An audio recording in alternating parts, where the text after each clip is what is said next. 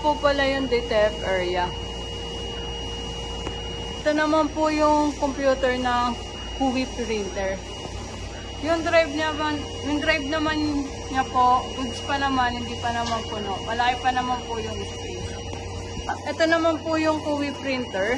Sa ngayon po may piniprint ako pero hindi po ako gano'n loaded. Konti lang po to.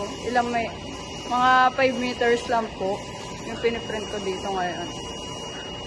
Mga po pala yung sinasabi kong dinuduktong ko yung film para po umabot siya dito. Ayan po.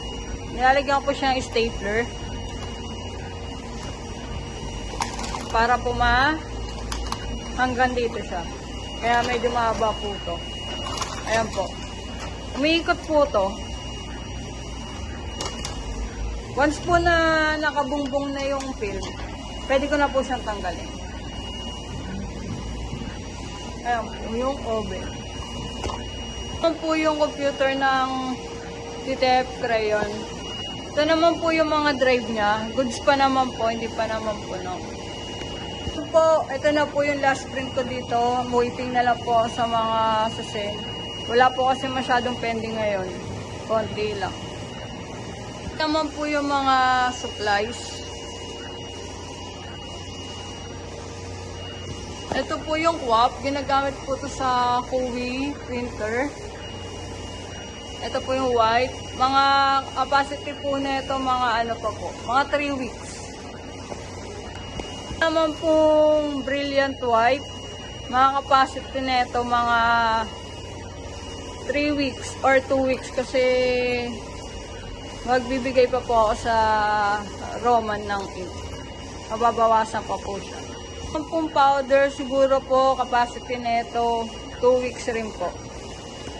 Ito po yung mga CMYK. Ito po yung ginagamit ko sa Huwi printer na CMYK. Goods pa naman po siya.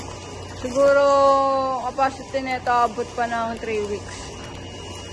Ito po yung sa crayon. Ito yung ginagamit ko sa CMYK. Goods pa naman. Wala pa naman kulang. And abot to ng mga 2 weeks rin po. 2 weeks or 3 weeks po. Po yung Transfer It and Brilliant 8. When stock na lang po siya dito sa office, wala na rin pong gumagamit dito sa office nito. Po yung pending rack. Table ko, medyo magulo lang po. Po yung temperature dito. Minsan po umabot po to ng 30 pag sobrang init po. Dito, yung dalawang machine po pag marami pong piniprint. Sa exhaust na tubo,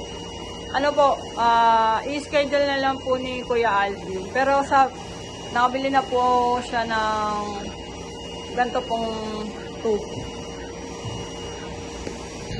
Ganito po kami maglinis ng pipe para sa... Yan po, kailangan po ng tools para buksan po siya kasi medyo maiklit po. And then po, kailangan po natin ng panalok para masalok po yung mga oil na nandun sa pipe.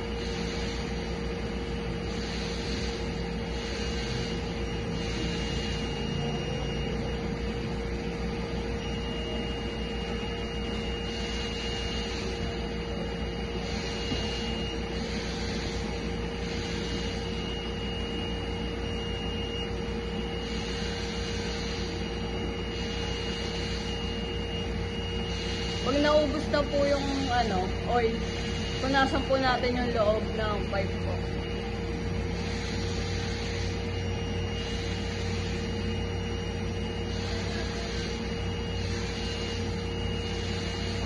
Ito i-frame po kailangan natin punasan.